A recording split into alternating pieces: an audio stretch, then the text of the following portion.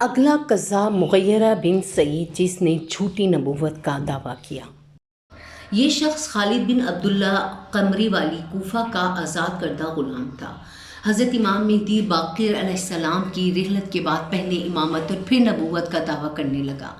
یہ کہتا تھا کہ میں اس میں اعظم جانتا ہوں اور اس کی مدد سے مردوں کو زندہ اور فوجوں کو شکست دے سکتا ہوں۔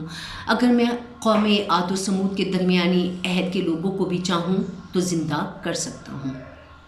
اس کو جادو اور سحر میں بھی کامل دستگاہ حاصل تھی اور دوسرے طلسمات مثلاً نیز نجات وغیرہ بھی جانتا تھا، جس سے کام لے کر لوگوں پر اپنی بزرگی اور عقیدت کا سکہ جماتا تھا۔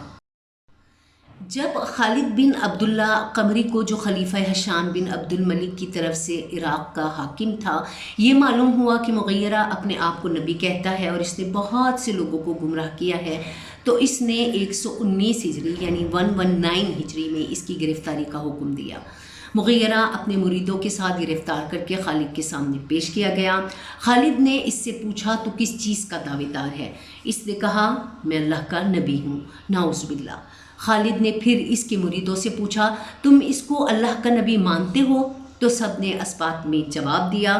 خالد نے مغیرہ کو سرکنڈے کے گھنے کے ساتھ باندھا اور تیل چھڑک کر زندہ جلا دیا۔ خیال رہے کہ خالد نے جوش میں اس کو آگ کی سزا دی، ورنہ حدیث شریف میں آگ سے عذاب دینے کی ممانعت کی گئی ہے۔ امید ہے آپ کو ہماری یہ سیریز پسند آ رہی ہوگی۔ پلیز ہمیں کمنٹس کیا کیجیے، آپ کی کمنٹس اور لائک ہمارے لیے بہت معنی رکھتے ہیں۔ بہت شکریہ۔